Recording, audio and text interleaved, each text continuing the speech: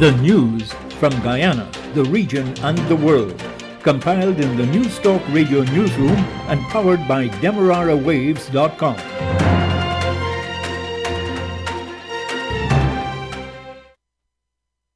The news comes to you with the compliments of Eureka Medical Laboratories. A very good morning to you. I'm Ron Robinson with the news. First, the lead stories. The former head of SOCU has turned himself over to SOCU yesterday after a wanted bulletin was issued for him last week. A civil organization called Article 13 has criticized President Irfan Ali for allegedly breaching the Constitution by not taking steps to appoint several constitutional commissions. COVID cases are on the decline, but Region 3 remains a concern for the Health Ministry. Regionally, Prime Minister Gaston Brown of Antigua and Barbuda says measures will be put in place to enforce vaccine mandates in the private sector. And internationally, Israeli police say they have arrested 65 suspected arms dealers in the Arab community. Those are the lead stories. The details of these and other stories in a moment. A COVID-19 PCR test is now mandatory for many routine activities, including travel and return-to-work purposes. At Eureka, our trained and experienced staff will ensure confidentiality while your test is conducted in a professional and timely manner with results in just 48 hours. So the next time you require an efficient and hassle-free PCR COVID-19 test, call 624-8378, 608-8378, or 623-7233 to schedule your appointment. You can also ask about our house call testing service. And now the news in detail. Police have confirmed that the former head of the Special Organized Crime Unit, SOCU, former Assistant Police Commissioner Sidney James, for whom a wanted bulletin was issued, turned himself into police yesterday. Mr. James was accompanied by attorneys at law Dexter Smart and Javon Cox, in whose presence he was questioned by SOCU officers at SOCU headquarters. He was then released on $300,000 bail. Former House Speaker Senior Counsel Ralph Ramkaran is urging the government to swiftly establish the Judicial Service Commission and that steps be taken to appoint more High Court judges. He also wants to see an increase in the required number of judges for the Court of Appeal in an effort to deal with the backlog of cases. Mr. Ramkaran recommends that the complement of Court of Appeal judges be increased from 5 to 7 or at least 6. He says that 3 judges have been presiding over the Court of Appeal. According to the prominent Guyanese lawyer, there is a backlog in the Court of Appeal of about 5 years, due mainly to the chronic shortage of judges in that court. He says if the required number of justices of appeal is increased to 7, the backlog of cases in that court can be cleared if 2 sets of 3 judges preside over cases.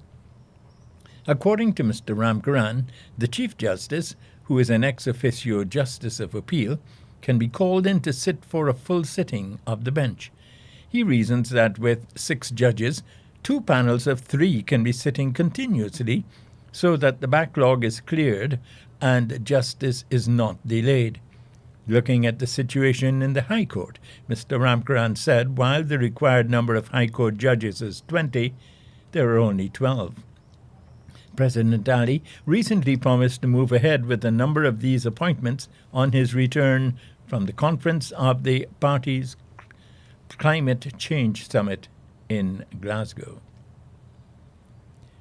Former President David Granger is calling on Suriname to refrain from issuing threats of force to acquire the New River Triangle, some 15 square kilometers of Guyana's territory bordering Suriname.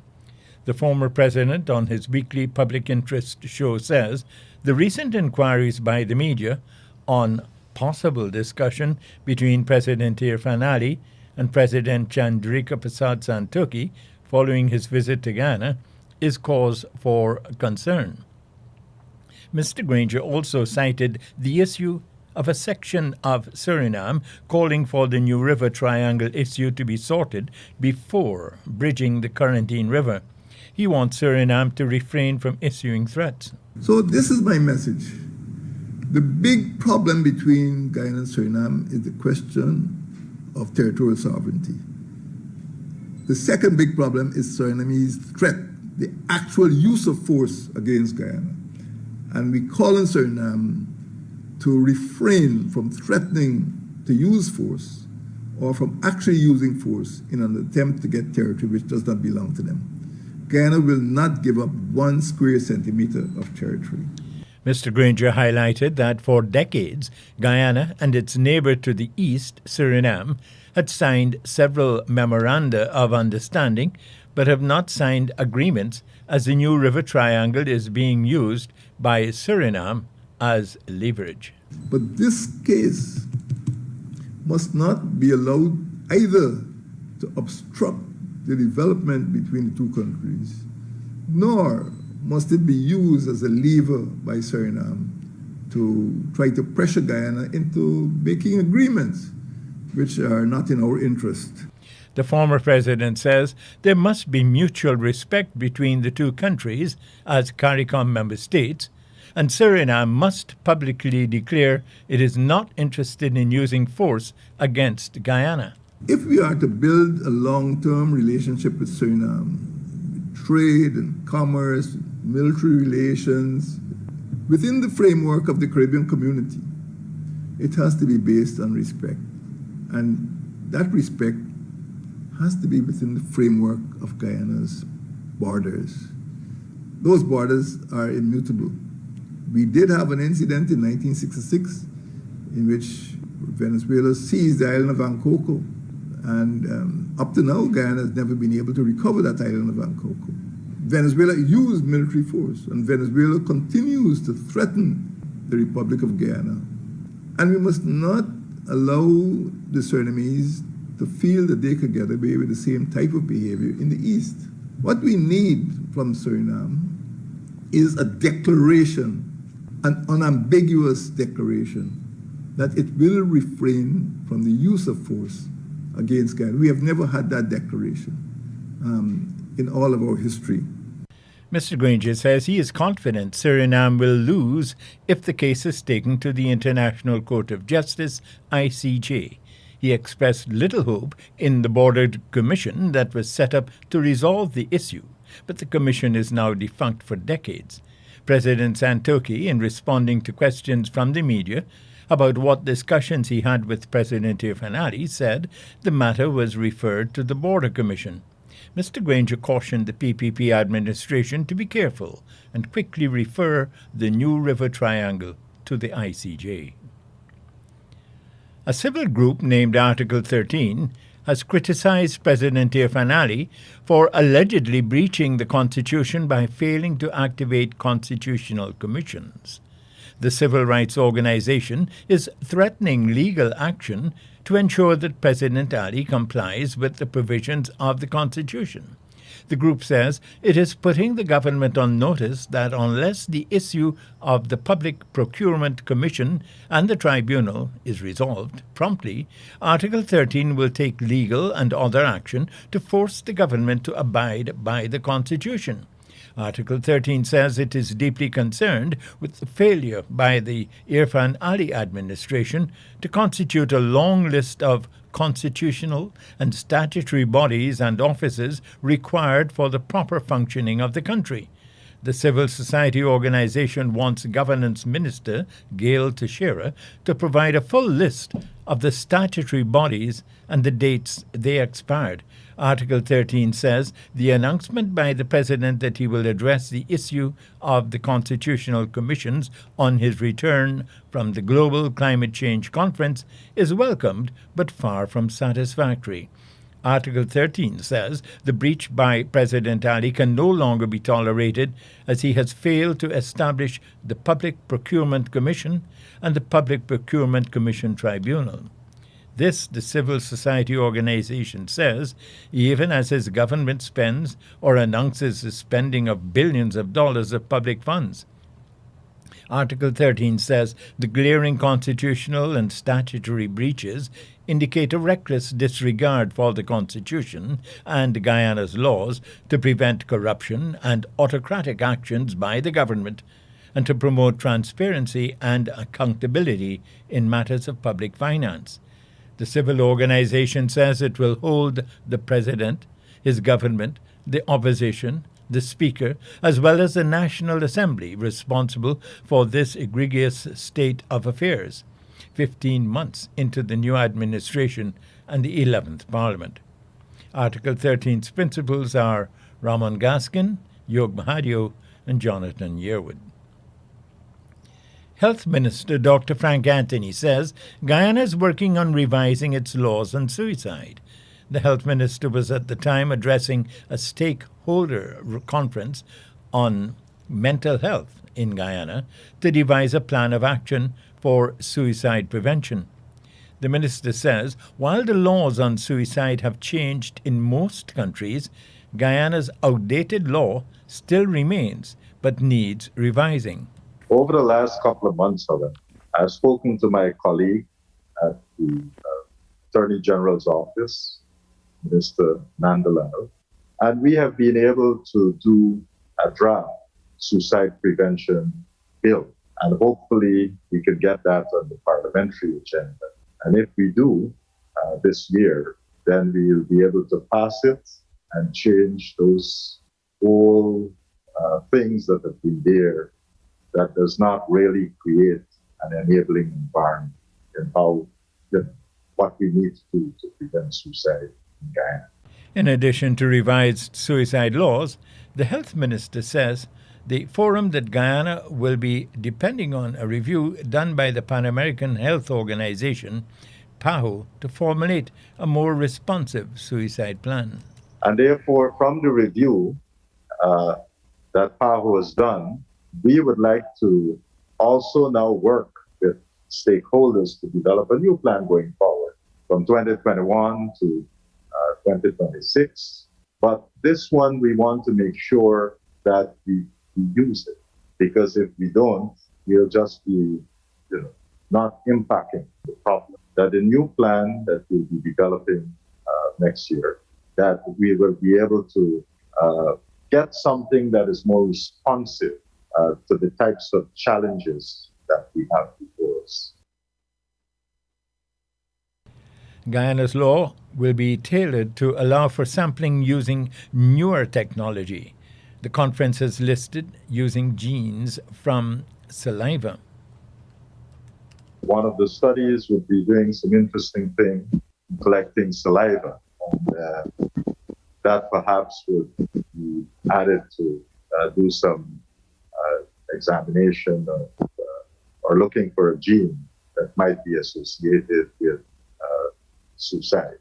On another piece of legislation that we're working on, we're also going to put new rules in place regarding biobanking.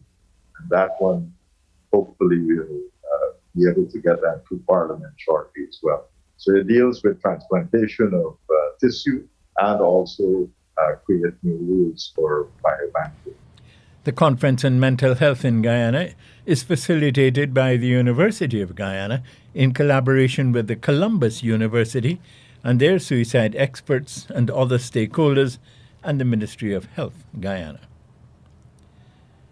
Guyanese doctors and ultimately patients are poised to benefit from specialized training and health sector research under an accord between the Ministry of Health and Canada's McMaster University. Health Minister Dr. Frank Anthony says this is a big deal for postgraduate training of doctors. The Health Ministry says McMaster has agreed to facilitate the training of Guyanese physicians in various subspecialties. In return, he says McMaster will continue to expand its global health and research initiatives with a major focus in Guyana. Dr. Anthony finalized the Memorandum of Understanding with the publicly funded McMaster University during a recent visit to Toronto and Hamilton, Ontario. He was accompanied by Associate Professor of Pediatrics at McMaster University, Dr. Narendra Singh, who is also the president of Guyana Help the Kids organization, a non-governmental organization partnering with Guyana to address infant mortality. The Health Ministry is reporting an overall reduction in positive COVID-19 cases, but expresses concern about high numbers still in Region 3, Essequibo Islands, West Demerara. Health Minister Dr. Frank Anthony says there is a significant reduction in the epicenter Region 4, Demerara Mahaica. So right now we have 2,696 cases across Guyana. The cases in Region 4 has dropped, so we have 938 cases now in Region 4. Unfortunately, the cases in Region 3 remain high with 1,107 cases. And we also we are monitoring what is happening in Region 6 with 233 cases, and in Region 10 with 173 cases. But generally, the trend in Region 4 is looking good because it's the first time we are now, after a long while, that we are below 1,000. During his COVID update today, Dr. Anthony says there is a corresponding reduction in persons being hospitalized. Of these active cases, we currently have 70 persons that are in hospitals across the country. Right now, of the 2,696 active cases, we have 70 cases that are in hospitals. We have 40 persons who are at the Ocean View Hospital, with 12 of those persons in the hospital, in the ICU. We also have 5 persons right now who's at GPHC maternity, and the rest of the persons are distributed to various regional hospitals. So right now, we are monitoring 12 persons in the ICU at Ocean View. The ministry says 251,908, or 49% of adults, are fully vaccinated, and 386,350, or 75% of adults, are partially vaccinated. A 16-year-old boy is among 4 persons charged with the murder of a man late last month at Parika, East Bank, Essequibo. They are all accused of the murder of Trevor Allen of Parika on October 31. Police say the teenager was at the weekend remanded to the Juvenile Holding Center at Sophia, Greater Georgetown. The adults who were charged with the murder are 26-year-old Ishwar Sukhdeo, 23-year-old Chaitram Pasad, and 18-year-old Navindra Sugram, all of Parika. They will appear in court on November 9. Allen was beaten, chopped, and stabbed to death during an argument. And now for regional news. Antigua and Barbuda's Prime Minister Gaston Brown says measures will be put in place to enforce the recently announced vaccine mandate affecting the private sector. The Antigua newsroom spoke with Mr. Brown. Now, within the private sector, we would have introduced some mandates about a week and a half ago. I believe that they become effective shortly as well. And we now have to look at the mechanism that we'll be putting in place to monitor these private sector entities that are now legally mandated to get their staff vaccinated. In fact, next week at Cabinet, we'll be looking at the fines to determine whether or not the fines are sufficient to serve as a deterrent, because there may be some employers who may not be moving with alacrity to ensure that the staff is vaccinated or the staff members are vaccinated. Now, I believe that the regulation that we passed about a week and a half ago, it stated that all employers with 5 or more staff, that all of their staff members are required to be vaccinated. And we'll be putting systems in place to strictly enforce that policy. So may as well, they act voluntarily, because at the end of the day, we're not playing when it comes to, protecting people against hospitalizations and deaths. And at the same time, we're not playing when it comes to protecting the country. Private sector businesses with 5 or more employees must ensure that all staff members are vaccinated. The Prime Minister warned of fines if they do not get vaccinated.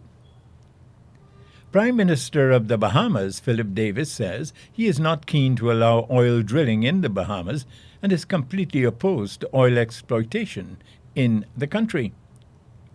According to the Tribune News, the Prime Minister made the remarks after attending the COP26 climate conference.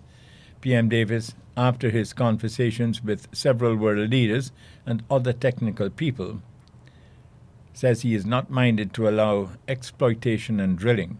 He says the discussion of COP26 also focuses on the elimination of fossil fuel, which most countries are talking about eliminating 20 to 50 years in the future. PM Davis says the Bahamas will be moving towards monetizing carbon credits, and should the need for new revenue streams arise, that will provide Bahamians with the needed services from the monetization of the carbon credits. Prime Minister Gaston Brown has written the United Kingdom government asking Britain to earmark a portion of the Merck for CARICOM countries. Britain granted conditional authorization last Thursday for the world's first pill designed to treat symptomatic COVID-19. The UK has agreed to purchase 480,000 courses, with the first deliveries expected in November. Observer Antigua News quoted PM Brown and chairman of CARICOM as saying he will write to the United Kingdom to request a portion of the Merck pills to be secure for CARICOM countries. The regional chair indicated he will also request the United States to provide doses of another antiviral pill manufactured by Pfizer and awaiting approval in the U.S. The Merck pill was licensed for adults aged 18 and over who have tested positive for COVID-19 and have at least one risk factor for developing severe disease, such as obesity or heart disease.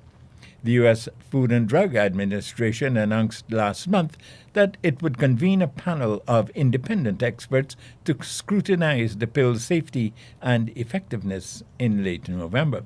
Meanwhile, the drug maker Pfizer said on Friday that clinical trials of its experimental COVID-19 pill have been so successful in preventing people from becoming hospitalized or dying from the virus that it's stopping the studies early in the hope that the general public might benefit. The Inter-American Development Bank, IDB, has approved $65 million of non-reimbursable financing to contribute to the sustainable economic development of northern Haiti. According to a Loop News report, the financing will target promoting the necessary conditions for the establishment and expansion of companies in the Caracol Industrial Park, CIP. The IDB says the main strategy of the program is to establish the operational and infrastructural base necessary for the PIC to become a successful industrial park in the Caribbean, attracting investment and becoming self-sustaining. The Washington-based financial institution says the new operation will increase its total investment in the CIP to $263.5 million in fulfillment of the original commitment to finance the infrastructure required for the park to generate 20,000 jobs. By 2026, when the disbursements for the operation are completed, the IDB says the CIP will be the largest self-sustaining industrial park in Haiti, employing about 22,000 workers. The IDB says the project will also focus on empowering current and future CIP workers and promoting labor mobility and gender equality in training activities. The IDB says the funds will be disbursed over a 5-year period, starting in 2022 and that the financing corresponds to the most recent stage of the Productive Infrastructure Program in Haiti, which has been in place since 2012. And over now to the BBC World Service for a bulletin of world news. Hello, I'm Moira Alderson with the BBC News. Belarus has rejected Polish allegations that it's encouraging hundreds of migrants to cross the border between the two countries. President Lukashenko's regime accused the Polish government of deliberately escalating tensions amid a standoff over the migrants who are seeking to reach the European Union. The Polish government warns that the EU's stability is at stake, as our correspondent in Warsaw, Adam Easton, explains. There is overwhelming evidence that Alexander Lukashenko's regime is facilitating this mass migration route into the European Union. It's not just Poland. Thousands of these migrants have already arrived in Germany, either through Poland or elsewhere. There's also affected Lithuania and Latvia. They've seen a surge in the numbers of people trying to cross into their countries from Belarus. And there is broad support within the European Union for Poland's tough stance. As efforts continue to mediate an end to the war in Ethiopia, a senior UN official has said no aid trucks have reached the capital of the Tigray region since mid-October. 7 million people are urgently in need of food assistance. The UN warns there's a real risk of Ethiopia spiralling into a wider civil war. Israeli police say they have arrested 65 suspected arms dealers in the Arab community in what they consider the largest such operation in the history of the country. The raid took place in 25 different locations across Israel and the West Bank. The British government is expected to announce today that it's compelling all frontline staff working for the National Health Service in England to be fully vaccinated against coronavirus by spring next year. It follows a similar instruction to staff working in care homes. That deadline is on Thursday. Unions have previously said they're worried that mandatory jabs could force people out of the NHS, which is already short of staff. Chris Hobson, the head of a group representing health service trusts, says it's a difficult balance to strike. If we lose significant numbers of staff as a result of mandatory vaccination, then that's going to put very, very significant pressure on the NHS. So what we're saying to the government today is, absolutely see the logic of why you would want to do this, but please help us manage the risk of losing NHS staff, because that also has got a very big risk in terms of patient safety and quality of care. So there's two things to manage here, not one. A final appeal in Singapore for a man due to be hanged on Wednesday for drug smuggling has been postponed because the defendant has COVID-19. A judge said the hearing for Negindar Dharmalingam had to be put off on the grounds of common sense and humanity. There's a growing campaign to save the 33-year-old because of his limited mental capacity. World News from the BBC. A metallurgist in the US who spent decades faking the results of strength tests on steel used to make Navy submarines has pleaded guilty to fraud. A trainee who noticed the suspicious readings spotted the deception. A British engineering firm, Rolls-Royce, has secured the funding to start development of a new generation of small nuclear plants.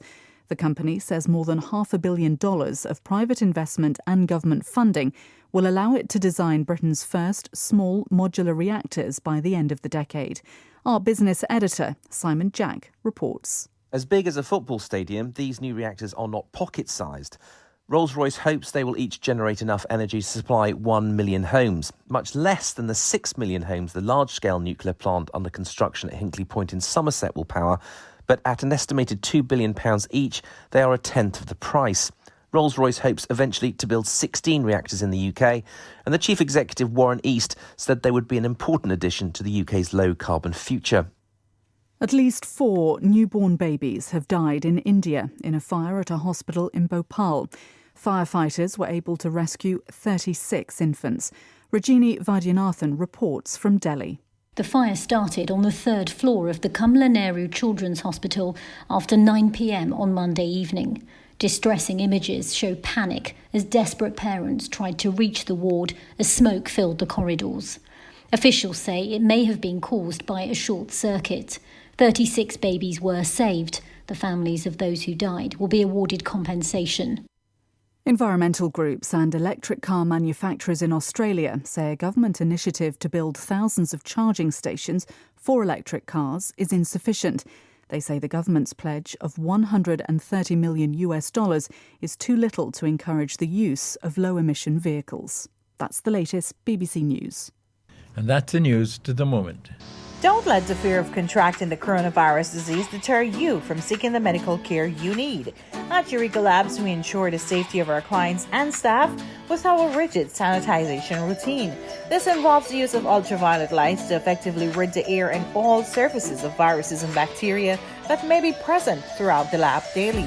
The light works to rapidly inactivate microorganisms through a physical process that is invisible to human eye. So the next time you need a checkup, don't hesitate to give us a call on 225-7574 to schedule your appointment. And now to end the news, the lead stories once again. The former head of SOCU turned himself over to SOCU yesterday after a wanted bulletin was issued for him last week. A civil organization called Article 13 has criticized President Irfan Ali for allegedly breaching the Constitution by not taking steps to appoint several constitutional commissions. COVID cases are on the decline, but Region 3 remains a concern for the Health Ministry. Regionally, Prime Minister Gaston Brown of Antigua and Barbuda says measures will be put in place to enforce vaccine mandates in the private sector. Chairman of CARICOM, Prime Minister Gaston Brown, says he is requesting antiviral medication pills for COVID treatment from the UK and US for CARICOM countries. And internationally, Israeli police say they have arrested 65 suspected arms dealers in the Arab community. The news came to you with the compliments of Eureka Medical Laboratories.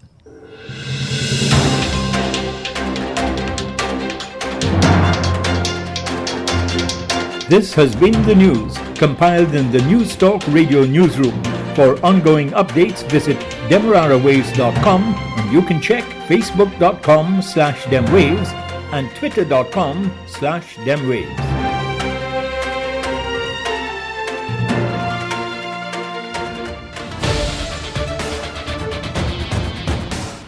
News Talk Radio Guyana is the station for you, bringing you news updates every hour, major news 3 times a day, edutainment on a higher level, shows like Beat the Clock, Brunch on the Coast, The Afternoon Jam, Youth's Perspective. It's a station that goes wherever you go, streaming online at www.bit.ly/newstalk1031. It's News Talk Radio Guyana 103.1 FM.